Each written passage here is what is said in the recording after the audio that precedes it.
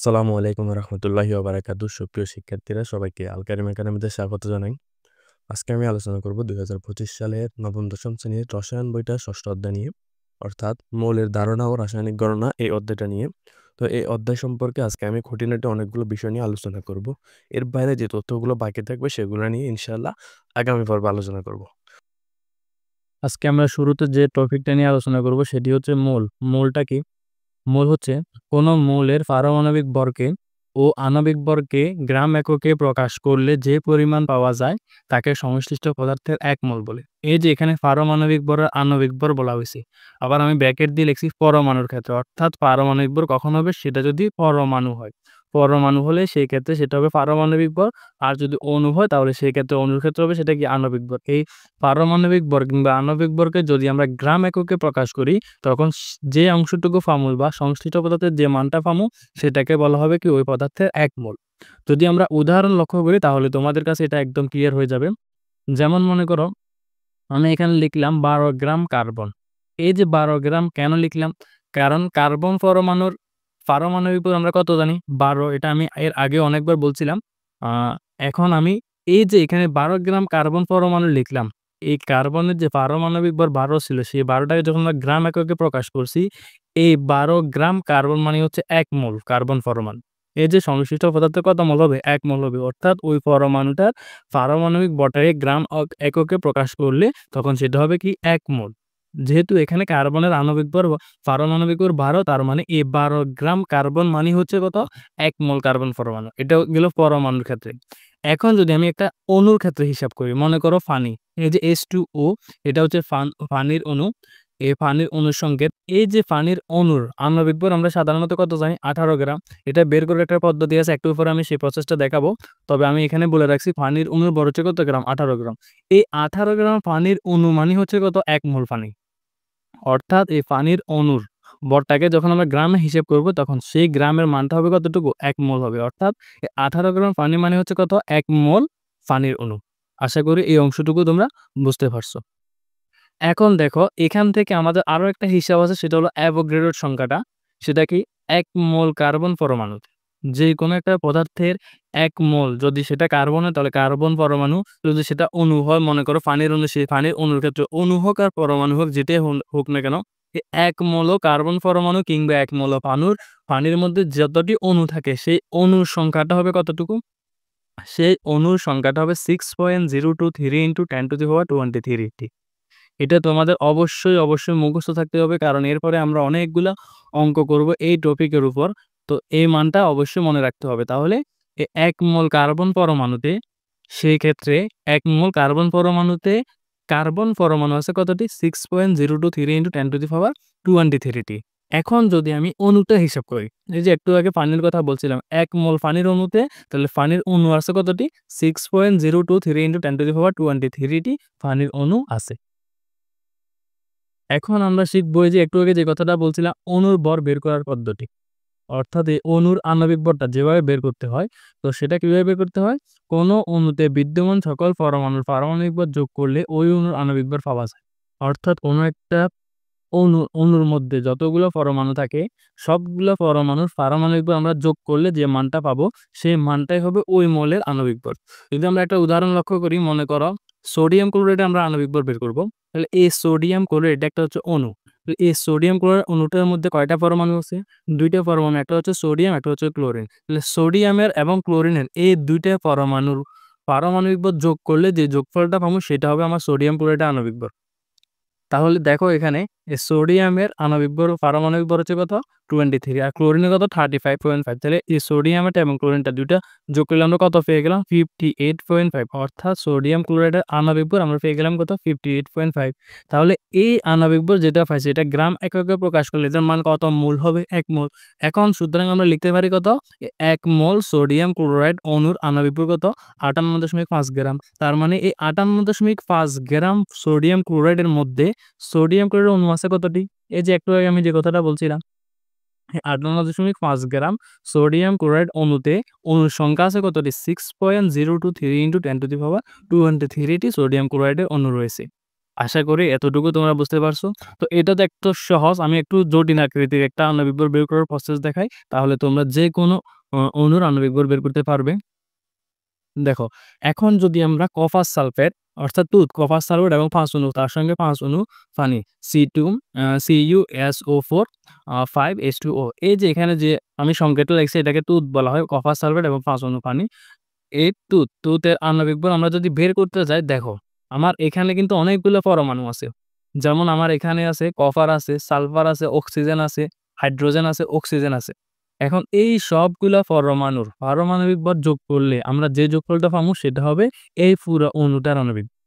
প্রথমে আমার কপার আছে, কপারের পারমাণবিক ভর সংখ্যা কত? পারমাণবিক ভর কত? 63.5। তারপরে সালফার আছে, সালফারের কত? 32। এরপরের বিষয়টা একটু লক্ষ্য করো। এই যে আমার এখানে অক্সিজেন আছে, আমরা জানি অক্সিজেনের পারমাণবিক ভর কত? 16। কিন্তু এই যে এখানে অক্সিজেনের নিচে ছোট্ট করে যে 4 লেখা আছে, এই 4 লেখার অর্থ হইলো এখানে অক্সিজেন কয়টা আছে? 4 টা আছে। তার মানে এই অক্সিজেনের পারমাণবিক সংখ্যার সাথে পারমাণবিক ভরের সাথে আমরা 4 কি করব? গুণ করব। এরপর এখানে এই যে 5 যেটা আছে এটা কিন্তু H2O পুরোটার সঙ্গে আছে। তো আমরা এখানে এই 5 ইনটু এই হাইড্রোজেনের আণবিক ভর কত? 1। হাইড্রোজেন আছে কয়টি? 2 টি। 2 লিখে দিলাম। প্লাস তার সঙ্গে আবার অক্সিজেন আছে, অক্সিজেনের আণবিক ভর লিখলাম। এখন দেখো এই 63.5 যেভাবে আছে ওভাবে লিখলাম, 32 যেভাবে আছে ওভাবে লিখলাম। আর এখানে 4 আর 64 দুইটা যোগ করলে কত? সরি, 4 আর 16 দুইটা গুণ করলে কত? 64। এরপর এখানে দেখো 2 আর 1 এ গুণ করলে কত? 2। 2 আর 16 যোগ করলে কত? 18। এই 18 আর 5 যখন আমরা গুণ করি তাহলে কত পাই? 90 পাই। অর্থাৎ আমি এখানে পুরোটা যোগ করলে যোগফলটা পাবো কত? 249.5 গ্রাম। অর্থাৎ এই তুতের আণবিক ভর অর্থাৎ কপার সালফেট এবং 5 অণু পানির এই অণুটার আণবিক ভর পেয়ে গেলাম 249.5 গ্রাম। তার মানে এই 1 মোল কপার সালফেট ও 5 অণু পানির আণবিক ভর কত পেলাম আমরা? 249.5 গ্রাম। এই কথাটা আমরা এখানে লিখলাম। কি লিখলাম? 1 মোল কপার সালফেট এবং 5 অণুর আণবিক ভর হচ্ছে 249.5 গ্রাম। এখন এই 249.5 গ্রাম কপার সালফেট ও 5 অণু অর্থাৎ তুত এর মধ্যে কতটি সংখ্যা আছে তুতের? সেই সংখ্যাটি হলো 6.023 × 10⁻23টি। আশা করি তোমরা এই সংখ্যাগুলো বুঝতে পারছো।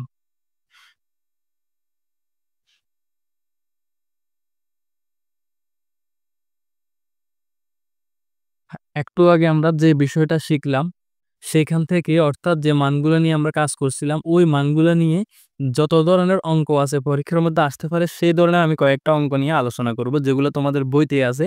আমি বই থেকে যে অঙ্কগুলো সেগুলো এখানে বুঝিয়ে দিব। তো আমরা প্রথমে একটা হলো কি একটি পানির অণুর ভর কত? খেয়াল করো আমাদের কিন্তু 1 মৌল বলে নাই। 1 মৌল বলে কিন্তু আমরা বলতে পারতাম সেটা 18 গ্রাম। আমরা সেটা জানি। কিন্তু আমাদেরকে একটি পানির অণুর ভর চাইছে। কতটি? একটি। এরপরের প্রশ্নটি হচ্ছে ১ গ্রাম সালফিউরিক অ্যাসিডের মধ্যে কতগুলো সালফিউরিক অ্যাসিড অণু আছে? ১ গ্রামের মধ্যে কতটি আছে সেটা আমাদেরকে বের করতে হবে। তৃতীয় প্রশ্নটি হলো ৫ গ্রাম পানিতে কত মোল পানি বিদ্যমান থাকে? ৫ গ্রাম পানির মধ্যে কত মোল পানি থাকে সেটা আমাদেরকে বের করতে হবে।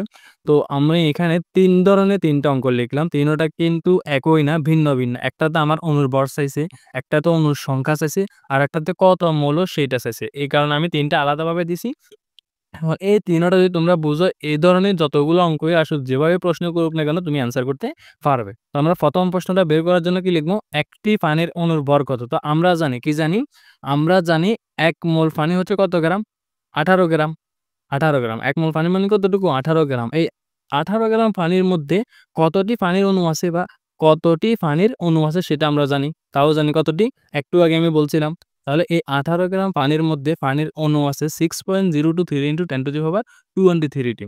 এখন এই 6.023 × 10⁻23 থেকে আমাদেরকে বের করতে বলেছে একটি পানির অণুর ভর কত? তাহলে এই যে এখানে দেখো যে 6.023 × 10⁻23টি এতটি পানির অণুর ভর হচ্ছে কত গ্রাম? 18 গ্রাম। তো এখান থেকে আমরা একটি বের করতে পারি। তো আমাদের কাছে যে অংশটুকু চাওয়া হবে ওই অংশটুকু লিখব শেষে, আর বাকি যে তথ্যটা দেওয়া আছে এটা লিখবো শুরুতে। তার মানে আমাদের কাছে অণুর ভর আছে, অণুর ভরটা কোথায় লিখবো? শেষে লিখবো।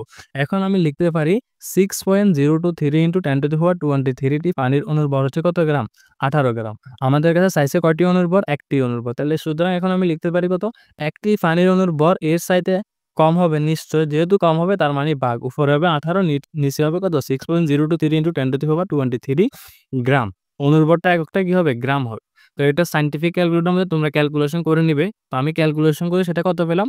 2.99 ইনটু 10 টু দি পাওয়ার -23। এই যে এখানে মাইনাস যেটা আছে এটা অবশ্যই মাইনাসটা দিতে হবে। ভুল করা যাবে না। তার মানে আমাদের প্রশ্নের মধ্যে যে অংশটুকু চাইছে আমরা আমাদের উত্তরটা পেয়ে গেলাম। একটি পানির অণুর ভর হচ্ছে কত? 2.99 ইনটু 10 টু দি পাওয়ার -23 গ্রাম। এটাই হলো আমার প্রথম প্রশ্নের জন্য অ্যান্সার। এখন আমরা সমাধান করব আমাদের দ্বিতীয় প্রশ্নটা। দেখো, দ্বিতীয় প্রশ্নটা কি বলছে? ১ গ্রাম সালফিউরিক অ্যাসিডের মধ্যে কতগুলো সালফিউরিক অ্যাসিডের অণু আছে? তাহলে ১ গ্রামের মধ্যে কতগুলো আছে সেটা আমাদেরকে বের করতে হবে। তো আমরা যে ২ টা তথ্য জানি সেই ২ টা আগে লিখে ফেলি। ১ মোল সালফিউরিক অ্যাসিড মানে কত? ৯৮ গ্রাম সালফিউরিক অ্যাসিড। এই গ্রামটা কিভাবে ৯৮ গ্রাম কিভাবে বোঝে সেটা তোমরা জানো। আমি একটু আগে দেখাইছি, যেমন হাইড্রোজেনের ১, হাইড্রোজেন আছে ২ টি, তাহলে ২ একে ২, সালফারের হচ্ছে কত? ৩২ আর অক্সিজেন হচ্ছে কত? ১৬। অক্সিজেন আছে কয়টা? ৪ টা। তাহলে ৪, ১৬, ৬৪, ৬৪ আর ৩২, এরপরে ২ টা যোগ করলে সবগুলা যোগ করলে আমরা পাই কত? ৯৮ গ্রাম। অর্থাৎ এই ১ মোল সালফিউরিক অ্যাসিড মানে কত গ্রাম সালফিউরিক অ্যাসিড? ৯৮ গ্রাম সালফিউরিক অ্যাসিড। এখন দেখো এই ৯৮ গ্রাম সালফিউরিক অ্যাসিডের মধ্যে সালফিউরিক অ্যাসিডের অণু আছে কতটি? এই ৯৮ গ্রাম সালফিউরিক অ্যাসিডের মধ্যে অণু আছে 6.023 × 10 to the power 23 T sulphuric অ্যাসিডের অণু আছে। এখন দেখো আমাদেরকে বের করতে বলেছে ১ গ্রামের। কত গ্রামের? যেহেতু আমাদের কাছে অণুর সংখ্যাটা চাইছে, এই ১ গ্রাম সালফিউরিক অ্যাসিডে কতগুলো সালফিউরিক অ্যাসিড অণু আছে? এই কতগুলো অণু আছে, যেহেতু অণুর সংখ্যা চাইছে সেই অণুর সংখ্যাটা আমরা লিখব কোথায়? শেষে। কিভাবে লিখব? এখানে আমরা লিখতে পারি এই ৯৮ গ্রাম সালফিউরিক অ্যাসিডের অণুর সংখ্যা হবে 6.023 × 10 টু দি পাওয়ার 23 টি। সুতরাং ১ গ্রামের জন্য এই ১ গ্রাম সালফিউরিক অ্যাসিডের অণুর সংখ্যা হবে কতটি? সেটা যেহেতু ৯৮ গ্রামের সাথে ১ গ্রাম কম, নিশ্চয়ই কি হবে? ভাগ হবে। তার মানে উপরে হবে 6.023 × 10 টু দি পাওয়ার 23, নিচে হবে কত? 98। এইটা থেকে যদি আমরা সায়েন্টিফিক ক্যালকুলেটরের মধ্যে ক্যালকুলেশন করি তাহলে আমরা মানটা পাবো কত? 6.14 × 10 টু দি পাওয়ার 21টি। অর্থাৎ এই ১ গ্রাম সালফিউরিক অ্যাসিডের অণুর সংখ্যা পেয়ে গেলাম আমরা 6.14 × 10 টু দি পাওয়ার 23টি। এটাই হলো আমাদের অ্যান্সার। এখন আমরা সমাধান করব তৃতীয় প্রশ্ন যেটা আছে এই টপিকের উপর, সেই প্রশ্নটা সেটা হলো ৫ গ্রাম পানি এ কত মোল পানি আছে? এখন আমাদেরকে মোলের হিসাবটা চাচ্ছে। তো সেম আমরা আগের মতো একই কাজ করব। ১ মোল পানি মানে কতটুকু? ১ মোল পানি হচ্ছে ১৮ গ্রাম। ১৮ গ্রাম। এখানে কিন্তু আমাদের আর অণুর কাজটা নাই। আমাদের এখন আর কি নাই? এই যে ১ মোল পানি মানে 6.023 × 10 টু দি পাওয়ার 23 টি অণু। আমাদের এই অংশটুকু এখন আর লিখতে হবে না। কেন লিখতে হবে না? কারণ আমাদের সম্পর্কটা হচ্ছে এবং মোলের সাথে এবং গ্রামের সাথে, অণুর সাথে এখন আর সম্পর্ক নেই।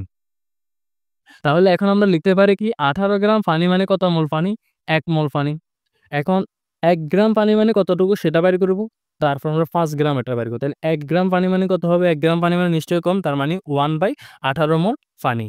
এখন বের করব ৫ গ্রাম। তাহলে ১ মোলের চাইতে ১ গ্রামের চাইতে 5 গ্রাম বেশি, তার মানে ৫ এটা কি হবে? গুণ হবে। এই প্রসেসগুলো তোমরা জানো, কারণ এগুলোও কি হবে? ক্লাস 4, 5 এই ধরনের অঙ্ক করে আসছো।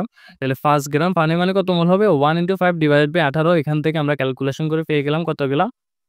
0.277 মোল পানি। অর্থাৎ এই ৫ গ্রাম পানি হচ্ছে 0.277 মোল।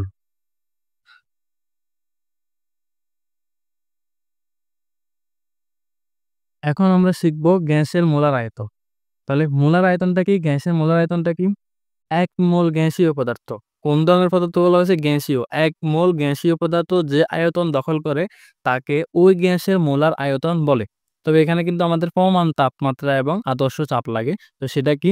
সেটা হচ্ছে দেখো ০ ডিগ্রি সেন্টিগ্রেড তাপমাত্রা ও ১ বায়ুমণ্ডলীয় বা 1 অ্যাটমসফিয়ার যেটাকে বলি আমরা, এই ১ বায়ুমণ্ডলীয় চাপকে একত্রে প্রমাণ তাপমাত্রা ও চাপ বা আদর্শ তাপমাত্রা ও চাপ বা সংক্ষেপে আদর্শ বা প্রমাণ অবস্থা বলে। এই যে প্রমাণ অবস্থার কথাটা বললাম, এই প্রমাণ অবস্থায় যে কথাটা বলছি, এই অর্থাৎ ০ ডিগ্রি সেন্টিগ্রেড তাপমাত্রা এবং ১ বায়ুমণ্ডলীয় চাপের মধ্যে যে কোনো ১ মোল গ্যাসের আয়তনটা কত হয়? সবসময় এই কথাটা মনে রাখবে। প্রমাণ অবস্থায় ১ মোল গ্যাসের আয়তন 22.4 লিটার। এটা সবসময় মুখস্থ রাখবে। তাহলে আদর্শ প্রমাণ অবস্থায় ১ মোল গ্যাসের আয়তন হচ্ছে কতটুকু? 22.4 লিটার। তবে সেটা ওই পদার্থটা হতে হবে কোন ধরনের? গ্যাসীয় পদার্থ। কারণ গ্যাসীয় পদার্থ ছাড়া অন্য পদার্থের আয়তন হবে না। দেখো, যেমন যদি আমরা একটা উদাহরণ লক্ষ্য করি, ১ মোল কার্বন ডাই অক্সাইড। তাহলে ১ মোল কার্বন ডাই অক্সাইডের আয়তন যদি আমরা বলি তখন তার আয়তন হবে কত? 22.4 লিটার। এর আগে যখন আমরা বলছিলাম ১ মোল কার্বন ডাই অক্সাইডের মধ্যে কতটি অণু আছে, যখন অণুর কথা আসছিল তখন আমরা লিখছিলাম 6.023 × 10 টু দি পাওয়ার 23টি। যখন আয়তনের কথা আসবে 1 মোল কার্বন ডাই অক্সাইড গ্যাসের আয়তনের কথা আসবে তখন আমরা লিখব কত 22.4 লিটার। যদি আমরা আরেকটা হিসাব করি মনে করো ক্লোরিন। 1 মোল ক্লোরিন গ্যাসের আয়তন কতটুকু? 22.4 লিটার। এখন দেখো, এই যে আমি এখানে একটা জিনিস লিখলাম 1 মোল হাইড্রোজেন মানে H2O অর্থাৎ 1 মোল পানি মানে কত গ্রাম পানি? 18 গ্রাম পানি। আর এই 18 গ্রাম পানির মধ্যে কতটি পানির অণু আছে? 6.023 × 10⁻23 টি পানির অণু। এখন এই 18 গ্রাম পানির মধ্যে কি 22.4 লিটার পানি আছে? কারণ আমি 22.4 লিটারটা এখানে লিখি নাই। যদি আমি আরেকটা উদাহরণ লক্ষ্য করি মনে করো 1 মোল সালফিউরিক অ্যাসিড। এই 1 মোল সালফিউরিক অ্যাসিডের মধ্যে 18 গ্রাম আ 18 গ্রাম হবে না আসলে। 1 মোল সালফিউরিক অ্যাসিডের মধ্যে 98 গ্রাম। কত গ্রাম? 98 গ্রাম সালফিউরিক অ্যাসিড আছে। এখন এই 98 গ্রাম সালফিউরিক অ্যাসিডের মধ্যে কতটি সালফিউরিক অ্যাসিড অণু আছে? 6.023 × 10⁻23 টি সালফিউরিক অ্যাসিডের অণু আছে। আমি কথাগুলো বারবার রিপিট করতেছি যাতে তোমরা মনে রাখতে পারো। এই টপিকগুলো যাতে মনে রাখতে পারো একটার সাথে আরেকটার কি সম্পর্ক সেই সম্পর্কটা সবসময় মনে রাখতে হবে। কিন্তু এটার পাশাপাশি কিন্তু আমি লিখি নাই 22.4 লিটার। কেন লিখি নাই? কারণ আমাদের এখানে যখন মোলার আয়তনের কথা বলছিলাম, তখন সেই ক্ষেত্রে পদার্থটা কোন ধরনের হতে হবে? গ্যাসীয় হতে হবে। কিন্তু এরা কিন্তু গ্যাসীয় নয়। এই কারণে আমরা এদের পাশাপাশি 22.4 লিটারটা লিখি নাই। এখন দেখো যদি আমি আবার কার্বন ডাই অক্সাইডটা হিসাব করি, তাহলে 1 মোল কার্বন ডাই অক্সাইডের আণবিক ভর কত? মানে 1 মোল কার্বন ডাই অক্সাইড মানে কত গ্রাম কার্বন ডাই অক্সাইড? 44 গ্রাম কার্বন ডাই অক্সাইড। আর এই 44 গ্রাম কার্বন ডাই অক্সাইড মানে হচ্ছে 6.023 × 10⁻23 টি কার্বন ডাই অক্সাইডের অণু। আর এই 6.023 × 10⁻23 টি কার্বন ডাই অক্সাইড অণুর আয়তন কত? 22.4 লিটার। যেহেতু এটা কি গ্যাসীয় তার মানে এই প্রমাণ অবস্থায় 1 মোল কার্বন ডাই অক্সাইড গ্যাসের আয়তন কত হবে? 22.4 লিটার হবে। এখন আমরা এই সংক্রান্ত কয়েকটা বইয়ের মধ্যে আছে এমন কিছু প্রশ্নের সমাধান করলে তোমরা বিষয়টা পুরোপুরি ক্লিয়ার হয়ে যাবে।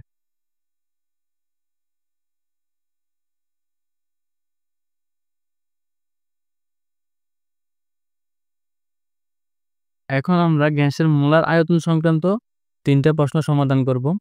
তো আমাদের প্রথম প্রশ্নটি হলো আদর্শ তাপমাত্রা ও চাপে ১ লিটার কার্বন ডাই অক্সাইড গ্যাসে কতটি অণু আছে? তাহলে কয় লিটারের মধ্যে ১ লিটারের মধ্যে কার্বন ডাই অক্সাইড গ্যাসের কতটি অণু আছে সেটা আমাদেরকে বের করতে বলছে। দ্বিতীয় প্রশ্নটি হলো ১ মোল কার্বন ডাই অক্সাইড গ্যাসের প্রমাণ অবস্থায় আয়তন কত? তাহলে ১ মোল না ৫ মোল। ৫ মোল কার্বন ডাই অক্সাইড গ্যাসের প্রমাণ অবস্থায় আয়তন কত? তৃতীয় প্রশ্নটি হলো প্রমাণ অবস্থায় ১০ গ্রাম হাইড্রোজেন গ্যাসের আয়তন কত? এই ৩ টা প্রশ্ন আমরা এখন সমাধান করব। তিনোটা ৩ ধরনের। একটা হচ্ছে কি ১ লিটার থেকে আমাদের মধ্যে কতটি ১ লিটার থেকে ১ লিটার কার্বন ডাই অক্সাইড গ্যাসে কতটি অণু আছে অণু বের করতে বলা হয়েছে। দ্বিতীয়টা হচ্ছে ৫ মোল কার্বন ডাই অক্সাইডের মধ্যে বা ৫ মোল কার্বন ডাই অক্সাইডের আয়তন কত সেটা বের করতে বলা হয়েছে। তৃতীয়টা হচ্ছে গ্রামে ১০ গ্রাম হাইড্রোজেনের আয়তন কত? অর্থাৎ ২ টাতে আয়তন বের করতে বলা হয়েছে তবে একটা হচ্ছে মোল থেকে আরেকটা হচ্ছে গ্রাম থেকে। এরপরে আরেকটাতে অণুর সংখ্যা বের করতে বলা। তাহলে ৩ টা ৩ ধরনের অঙ্ক। এই ৩টা অঙ্ক যদি তোমরা ভালো করে বুঝো এই ধরনের যতগুলো অঙ্ক আসতে পারে যেভাবে আসুক না কেন তোমরা আনসার করতে পারবে। তো আমরা প্রথম প্রশ্নটা যদি সমাধান করি সেক্ষেত্রে আমরা প্রথমে যে তথ্যগুলা জানি সেগুলো আমরা লিখব। ১ মোল কার্বন ডাই অক্সাইড মানে কত? কারণ ১ মোল কার্বন ডাই অক্সাইড গ্যাসের আয়তন কত? 22.4 লিটার। কারণ এই যে আমাদের এখানে বলে দিয়েছে কি আদর্শ তাপমাত্রা ও চাপে। তাহলে এই আদর্শ তাপমাত্রা ও চাপে ১ মোল কার্বন ডাই অক্সাইড গ্যাসের আয়তন হচ্ছে 22.4 লিটার। যেহেতু আমাদেরকে অণুর সংখ্যা বের করতে বলা হয়েছে তো আমরা ১ মোল অণুর সংখ্যা আমরা জানি। তাহলে সেটা কি? ১ মোল কার্বন ডাই অক্সাইড মানে হচ্ছে 6.023 × 10⁻23 টি অণু। দেখো ১ মোল কার্বন ডাই অক্সাইডের আয়তন হচ্ছে ২২.৪ লিটার। আবার ১ মোল কার্বন ডাই অক্সাইডের অণুর সংখ্যা হয়েছে কত? 6.023 × 10⁻23 তার মানে এই অংশ আর এই অংশ ২ টা কি সমান। অর্থাৎ এখন আমি বলতে পারি ২২.৪ লিটার কার্বন ডাই অক্সাইড গ্যাসের মধ্যে অণু আছে কতটি? 6.023 × 10⁻23 টি। আমাদেরকে বের করতে হবে ১ লিটার কার্বন ডাই অক্সাইড গ্যাসের মধ্যে। যেহেতু অণুর সংখ্যা চাইছে এই অণুর সংখ্যাটা শেষে লিখব। যে অংশটুকু দেওয়া আছে এটা শুরুতে লিখব, যেটা বের করতে হবে সেটা আমরা শেষে লিখব ঐকিক নিয়মে। একটু আগে যে প্রসেসে আমরা অঙ্কগুলো করছিলাম সেম একই নিয়ে। তার মানে এখন আমরা কি লিখতে পারি 22.4 অর্থাৎ 22.4 লিটার কার্বন ডাই অক্সাইড গ্যাসের অণুর সংখ্যা হচ্ছে 6.023 × 10⁻23 টি। এখন আমাদেরকে বের করতে হবে কত লিটারের? প্রশ্নের মধ্যে যেটা বলছে সেটা কি ১ লিটারের। সুতরাং এখন আমরা লিখতে পারি 1 লিটার কার্বন ডাইঅক্সাইড গ্যাসের অণুর সংখ্যা নিশ্চয়ই কম হবে, তার মানে ভাগ হবে। অর্থাৎ 6.023 × 10⁻23 ডিভাইডেড বাই কত? 22.4 লিটার। এই যে এখানে এককটা হবে কি হবে? সংখ্যা। যেহেতু সংখ্যা বলা হয় তার মানে টি হবে। তার এখানে যদি আমরা সায়েন্টিফিক ক্যালকুলেটরের মধ্যে একটা হিসাব করি তখন আমরা কত পাবো? 2.69 × 10⁻23 টি। অর্থাৎ আমাদের প্রশ্নে যে কথাটা বলা হয়েছে আমি সেই প্রশ্নের উত্তরটা পেয়ে গেলাম। সেটা কি? 1 লিটার কার্বন ডাইঅক্সাইড গ্যাসে কতটি অণু আছে সেটা বের করতে বলা হয়েছে। তো আমরা 1 লিটার কার্বন ডাইঅক্সাইড গ্যাসের অণুর সংখ্যা কতটি পেলাম? 2.69 × 10⁻22 টি। এটাই হলো আমাদের অ্যান্সার। এখন যদি আমরা দ্বিতীয় প্রশ্নটা সমাধান করি, এখানে বলছে 5 মোল কার্বন ডাইঅক্সাইড গ্যাসের পরমাণু অবস্থায় আয়তন কত? 5 মোলের কথা বলছে। আমরা 1 মোলের আয়তন কত জানি? আমরা জানি 1 মোল কার্বন ডাইঅক্সাইড গ্যাসের আয়তন হচ্ছে 22.4 লিটার। সেটা আমরা এখানে লিখলাম। তার মানে এখন যেহেতু 5 মোলের কথা বলা হয়েছে, তাহলে 1 মোলের যত হবে 5 মোলের আয়তন তার থেকে নিশ্চয়ই কি হবে? বেশি হবে। তাহলে সেক্ষেত্রে কি হবে? গুণ। সুতরাং আমরা কি লিখতে পারি? 5 মোল কার্বন ডাইঅক্সাইড গ্যাসের আয়তন হবে 22.4 × 5 লিটার। ২ টা গুণ করলে আমরা পেয়ে গেলাম 112 মিটার। অর্থাৎ 5 মোল কার্বন ডাইঅক্সাইড গ্যাসের আয়তন হচ্ছে 112 লিটার। এটাই হলো অ্যান্সার। এখন আমরা তৃতীয়টা সমাধান করব। তো আমাদের তৃতীয়টা হচ্ছে কি? প্রমাণ অবস্থায় 10 গ্রাম হাইড্রোজেন গ্যাসের আয়তন। তাহলে এখানে গ্রামের সাথে আয়তনের সম্পর্ক, এখানে অণুর সংখ্যাটা আসবে না। তাহলে এখন আমরা কি জানি? আমরা জানি 1 মোল হাইড্রোজেন গ্যাস মানে কত? 2 গ্রাম। আমরা হাইড্রোজেনের পারমাণবিক ভর জানি 1, আর এখানে H2 হাইড্রোজেন গ্যাসে এটা সংকেত হচ্ছে কি? H2 মানে কত হবে? 2 গ্রাম। তাহলে 1 মোল হাইড্রোজেন গ্যাস হচ্ছে কত? 2 গ্রাম। আবার 1 মোল হাইড্রোজেন গ্যাসের আয়তন কত?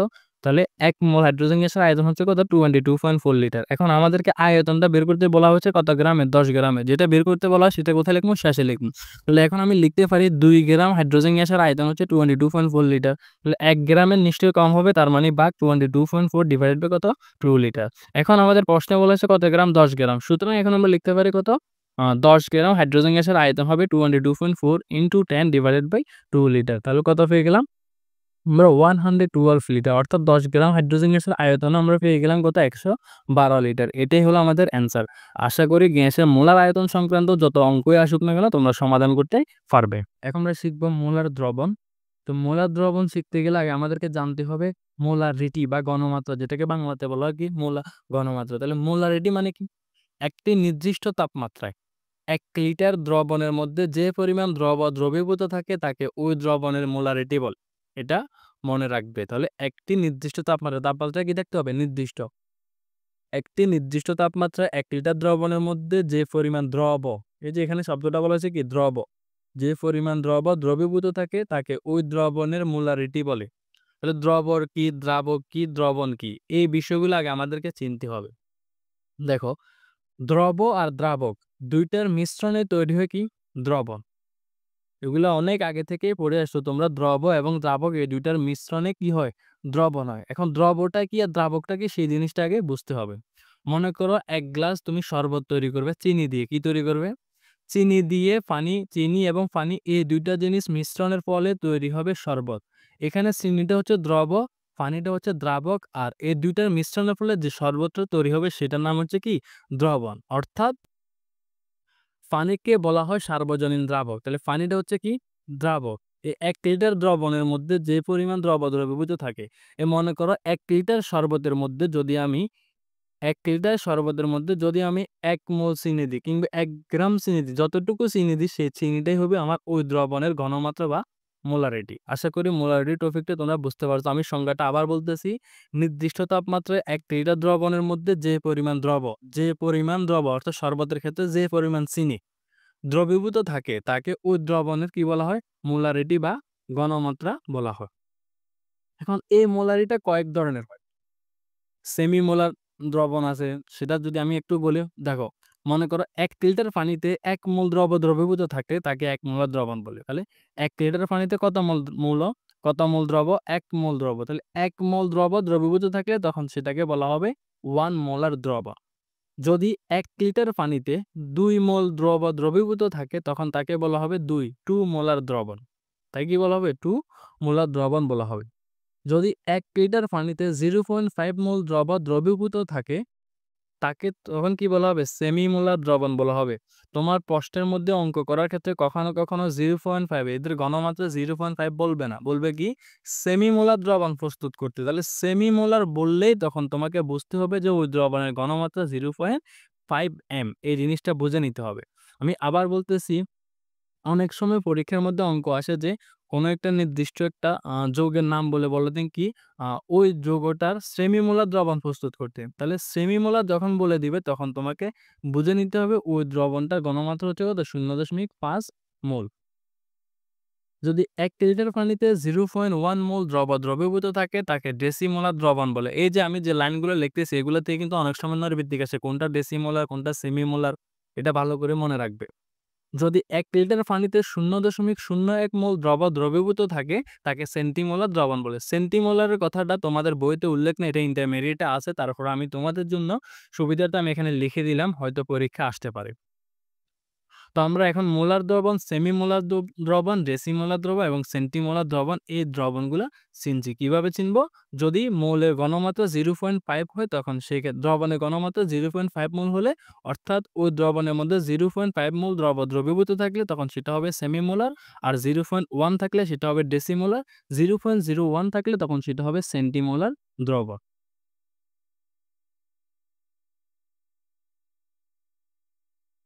এতক্ষণ পর্যন্ত আমরা দ্রবণ সম্পর্কে অনেক কিছু জানলাম। তবে এখন আমরা যে জিনিসটা জানবো সেটা হলো গাঢ় দ্রবণ এবং লঘু দ্রবণ। গাঢ় দ্রবণটা কি? একটি নির্দিষ্ট পরিমাণ দ্রাবকের মধ্যে বেশি পরিমাণ দ্রবণ মিশ্রিত করলে তাকে গাঢ় দ্রবণ বলে। অর্থাৎ নির্দিষ্ট পরিমাণ দ্রাবকের পরিমাণটা কি থাকবে? নির্দিষ্ট থাকবে। সেই নির্দিষ্ট পরিমাণ দ্রাবকের মধ্যে যদি পরিমাণের তুলনায় বেশি দ্রবণ মিশ্রিত করা হয়, তখন সেটাকে বলা হয় গাঢ় দ্রবণ। মনে করো ১ গ্লাস পানিতে সাধারণত আমরা ২ চামচ কিংবা ৩ চামচ চিনি দিয়ে শরবত তৈরি করি, শরবতের দ্রবণ প্রস্তুত করি। সেই ক্ষেত্রে যদি আমি ৩ চামচের পরিবর্তে যদি ৫ চামচ চিনি দিই, তখন সেই ক্ষেত্রে সেই শরবতটা হয়ে যাবে কি? গাঢ়। কি হয়ে যাবে? অর্থাৎ সেই দ্রবণটা কি হয়ে যাবে? গাঢ় দ্রবণ হয়ে যাবে। অর্থাৎ দ্রবণটা আমি প্রয়োজনের থেকে অর্থাৎ পরিমাণের তুলনায় বেশি ব্যবহার করলে তখন সেটা হবে গাঢ় দ্রবণ। সেম একইভাবে তার বিপরীত হচ্ছে লঘু দ্রবণ। লঘু দ্রবণটা কি? একটি নির্দিষ্ট পরিমাণ দ্রাবকের মধ্যে কম পরিমাণ দ্রবণ মিশ্রিত করলে তাকে বলা হয় লঘু দ্রবণ বলা হয়। তাই কি বলা হয়? লঘু দ্রবণ বলা হয়। তোমাদের বইয়ের মধ্যে সুন্দরভাবে ২-৩ টা উদাহরণ দেওয়া আছে। তোমরা বইয়ের লেখাগুলো ভালো করে পড়লে বুঝতে পারবে। এখন আমরা যে বিষয়টা শিখব এটি আমাদের এই সপ্তাহের সবচাইতে গুরুত্বপূর্ণ অংশ। কারণ এখান থেকে অঙ্ক আসে। প্রত্যেক বোর্ড পরীক্ষায় এখান থেকে একটা না একটা অঙ্ক আসে। এই কারণে এই টপিকটা ভালো করে দেখো। তাহলে ঘনমাত্রা সংক্রান্ত যে সমীকরণ সেটা হচ্ছে কি S = W/mB। তোমাদের বইতে আরেকটু ভিন্নভাবে দেওয়া আছে। আমি যেভাবে দিছি এটা তোমরা মাথায় রাখবে। তোমাদের বইতে হয়তো একটু ভিন্নভাবে দেওয়া আছে। আমি এটাকে সহজভাবে লেখার জন্য S = W/mB লিখছি। কেন লিখছি সেটা আমি একটু পর বলতেছি। তাহলে আগে আমাকে চিনতে হবে S এটা কি, W এটা কি, V এটা কি, M এটা কি, এর প্রতীকগুলাকে কোনটাকে কি বলা হয় সেই জিনিসটা জানতে হবে। সমীকরণটা মনে রাখবে S = W/mB। তাহলে এখানে S টা কি? এখানে S হচ্ছে দ্রবণের ঘনমাত্রা যেটার একক হচ্ছে মোল বা M, যেটাকে আমরা কি লিখি? শেষে M লিখি। তাহলে S দ্বারা কি বোঝায়? কোনো একটা দ্রবণের ঘনমাত্রা। ওই যে একটু আগে আমরা বলছিলাম মোলার দ্রবণ, সেমিমোলার দ্রবণ, ডেসিমোলার দ্রবণ, সেন্টিমোলার দ্রবণ, এর যে দ্রবণের ঘনমাত্রা সেটাকে সূচিত করা হয় কি দ্বারা? S দ্বারা। এরপর হচ্ছে কি W। W টা কি? W টা হচ্ছে গ্রাম এককে অণুর ভর। গ্রাম এককে অণুর ভর। কোনো একটা অণুর কথা বলা হলে সে অণুটা অর্থাৎ দ্রবণ প্রস্তুত করতে গেলে যে পরিমাণ দ্রবটা দেওয়া থাকে ওই দ্রবটাকে বলা হয় W। গ্রাম এককে তার ভরটা হচ্ছে কি? W। এরপর হচ্ছে V। V হচ্ছে লিটার এককে দ্রবণের আয়তন। অর্থাৎ আমরা যে দ্রবণটা প্রস্তুত করব ওই দ্রবণের আয়তনটা, সম্পূর্ণ আয়তনটাকে বলা হয় V। সেটা এককটা কি? লিটার। তার এককটা হচ্ছে কি? লিটার। এরপরে ক্যাপিটাল M যেটা, এটা হচ্ছে দ্রবের আণবিক ভর। অর্থাৎ যে দ্রবটা আমরা প্রস্তুত করব কিংবা যে দ্রবটা নিয়ে আমরা কাজ করব ওই দ্রবটার যে একটা আণবিক ভর আছে সেই আণবিক ভরটাকে সূচিত করা হয় M দ্বারা, ক্যাপিটাল M দ্বারা। সেটাও থাকবে কিসের এককে? গ্রাম এককে। তো এই সমীকরণটা মনে রাখবে এবং এগুলোকে কোনটাকে কি বলে এই মানগুলো মনে রাখতে পারলেই তোমাদের যেটাই বের করতে বলুক না কেন তোমরা সহজে বের করতে পারবে। এরপরে আমরা এই সংক্রান্ত কয়েকটা অঙ্ক করব, তাহলে তোমরা বিষয়টা একদম ক্লিয়ার হয়ে যাবে। আমি সমীকরণটা আবার বলতেছি S = W/mB। হ্যাঁ, কেন আমি এখানে W/MB লিখছি তোমাদের বইতে কিন্তু নিচে 1000 দিয়ে গুণ করা ছিল। আমি এখানে 1000 দ্বারা গুণ করি নাই। কারণ হচ্ছে তোমাদের বইতে যে আয়তনটা ছিল V যে আয়তনটা ছিল সেটা ছিল মিলিলিটার এককে। আমি সেখান থেকে মিলিলিটার না লিখে সরাসরি লিটার লেখার কারণে এখানে আর 1000 দ্বারা ভাগ করি নাই। আশা করি তোমরা বুঝতে পারছো। কারণ আমি 1000 দ্বারা ভাগ করে ক্যালকুলেশন করতে গেলে তখন অঙ্কগুলো একটু হিবিজিবি মনে হবে। এই কারণে আমি সেখানে 1000 দ্বারা ভাগ না করে সরাসরি এককটাকে আমরা লিটারে রাখবো।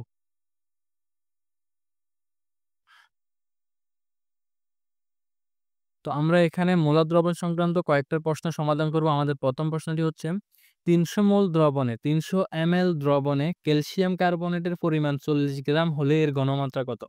অর্থাৎ ৩০০ ml দ্রবণের একটা ক্যালসিয়াম কার্বনেটের দ্রবণ প্রস্তুত করতেছি, সেখানে ক্যালসিয়াম কার্বনেটের পরিমাণ আছে 40 গ্রাম। তাহলে এই 40 গ্রাম যদি ক্যালসিয়াম কার্বনেটের পরিমাণ থাকে তার ঘনমাত্রা কত হবে সেটা আমাদেরকে বের করতে বলা হয়েছে। আমাদের দ্বিতীয় প্রশ্নটি হলো 250 ml দ্রবণে 2.925 গ্রাম সোডিয়াম ক্লোরাইডের ঘনমাত্রা কত? আমি এখানে আরেকটা কথা ছোট্ট করে বলে রাখি, এই যে আমি এখানে ঘনমাত্রা লিখছি। কখনো, কখনো অঙ্কের ক্ষেত্রে বলতে পারে কি মোলারিটি নির্ণয় করো। মনে রাখবে মোলারিটি আর ঘনমাত্রা একই কথা। মোলারিটি বলুক, ঘনমাত্রা বলুক, একই প্রসেসে তোমরা সমাধান করবে। তৃতীয় প্রশ্নটি হলো 2 লিটার 0.1 মোলার সোডিয়াম কার্বনেট দ্রবণের মধ্যে কি পরিমাণ সোডিয়াম কার্বনেট আছে? পরিমাণটা বের করতে বলা হয়েছে। তৃতীয় প্রশ্নটি হলো 0.75 মোলার সোডিয়াম কার্বনেট দ্রবণের মধ্যে 20 গ্রাম সোডিয়াম কার্বনেট দ্রবীভূত থাকলে ওই দ্রবণের আয়তন কত? দেখো, আমার এখানে প্রথম দুইটার মধ্যে ঘনমাত্রা বের করতে বলা হয়েছে। দ্বিতীয়টার মধ্যে কি পরিমাণ আছে সেটা বের করতে বলা হয়েছে। তৃতীয়টার মধ্যে আয়তন বের করতে বলা। তাহলে এক একটা অঙ্ক এক এক নিয়মের। তোমরা এইগুলা যদি ভালো করে বুঝতে পারো তাহলে যেকোনো এই চ্যাপ্টারের যেকোনো অঙ্কই তোমরা সমাধান করতে পারবে। বিশেষ করে ঘনমাত্রা সংক্রান্ত। তো আমরা প্রথম প্রশ্নটা সমাধান করব। প্রথমে আমরা এখানে যে প্রথমে আমরা এখানে যে তথ্যগুলো দেওয়া আছে সেগুলো তুলে ধরব। দেখো, এই যে এখানে ৩০০ ml যেটা দেওয়া আছে, ml যেটা আছে এটা হচ্ছে দ্রবণ আয়তন। আর ক্যালসিয়াম কার্বনেটের আণবিক ভর সেটাকে আমরা সূচিত করি m দ্বারা, সেটা আমরা জানি। 40 গ্রাম যেটা দেওয়া আছে এটা হচ্ছে কি তার ওই দ্রবণের পরিমাণ, যেটাকে আমরা কি বলছিলাম W বলছিলাম। W দ্বারা সূচিত করছিলাম। আর ঘনমাত্রা হচ্ছে কি S।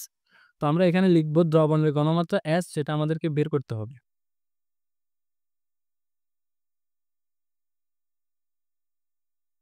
এরপরে দ্রবণের আয়তন যেটা শুরুতে লেখা আছে কত ৩০০ ml, এর দ্রবণের আয়তনকে সূচিত করা হয় B দ্বারা, V = 300 ml। তাহলে আমি যখন সূত্রটা সলভ করতে গেছিলাম তখন সেই ক্ষেত্রে আমি বলছিলাম এককটাকে কিসে, আয়তনের এককটা কিসে করে নিতে হবে, মিলিলিটার থেকে লিটারে করে নিতে হবে। তাহলে লিটারে নিতে গেলে কি করতে হবে, 1000 দ্বারা ভাগ করতে হবে। 300 কে 1000 দ্বারা ভাগ করলে আমরা পেয়ে যাব 0.3 লিটার। এখন এই যে এখানে যে মৌলটা বলা, যে অণুটা বলা হচ্ছে সেটা হচ্ছে কি ক্যালসিয়াম কার্বনেট। তো ক্যালসিয়াম কার্বনেট আমরা আণবিক ভর কত জানি সেই অংশটুকু লিখব। অর্থাৎ ক্যালসিয়াম কার্বনেটের আণবিক ভর এটাকে সূচিত করা হবে m দ্বারা। দ্বারা সূচিত করা হচ্ছে সেটা কত 100 গ্রাম। আণবিক ভর বের করার পদ্ধতিটা তোমরা জানো। তো আমরা যে তথ্যগুলো দেওয়া আছে সবগুলো লিখলাম, আমাদেরকে বের করতে হবে s এর মান। তো আমরা সমীকরণটা কি জানি সেটা এখন লিখব। আমরা জানি S = W/MB। আমাদের এখানে W এর মানও আছে, M এর মানও আছে, B এর মানও আছে। মানগুলা বসিয়ে দিলে আমরা S এর মান পেয়ে যাব। তো আমরা মানগুলা বসায় দিলাম। W হচ্ছে 40 গ্রাম, M হচ্ছে 100 গ্রাম যেটা আণবিক ভর, আর B অর্থাৎ আয়তন, দ্রবণের আয়তন কত ৩০০ মিলি। তাহলে ৩০০ মিলিলিটার থেকে সেটাকে আমরা লিটারে করে নিয়েছি, কত পেয়েছিলাম 0.3 লিটার। এই পুরোটা যদি আমরা ক্যালকুলেশন করি সায়েন্টিফিক ক্যালকুলেটরের মাধ্যমে তখন আমরা মানটা পেয়ে যাব 1.33 M। অর্থাৎ প্রথম যে প্রশ্নটা করছে আমাকে সেটা ছিল কত ৩০০ ml দ্রবণে ক্যালসিয়াম কার্বনেটের পরিমাণ 40 গ্রাম হলে এর ঘনমাত্রা কত। তো আমরা ক্যালকুলেশন করে ঘনমাত্রা পেয়ে গেলাম কত 1.33 m মোল। অর্থাৎ দ্রবণটির ঘনমাত্রা কত পেয়ে গেলাম 1.33 m। এটাই হলো আমাদের অ্যান্সার। তো এখন আমরা দ্বিতীয়টা সমাধান করব। আমাদের দ্বিতীয় প্রশ্নটা হচ্ছে 250 ml দ্রবণে 2.925 গ্রাম সোডিয়াম ক্লোরাইডের ঘনমাত্রা কত। এটাও সেম একই প্রশ্ন। একই প্রশ্ন একইভাবে আমরা সমাধান করব। প্রথমে যে তথ্যগুলো দেওয়া আছে সেটা লিখলাম। তো আমরা দ্রবণের ঘনমাত্রা ধরছি কত S টাকে আমরা বের করে নেব। এখানে কোশ্চেন মার্ক দিয়ে রাখলাম। তাহলে দ্রবের ভর W এর মান সেটা কতটুকু বলছে, যে 2.925 গ্রাম যেটা বলছে সেটা হচ্ছে W এর মান, সেই অংশটুকু লিখলাম।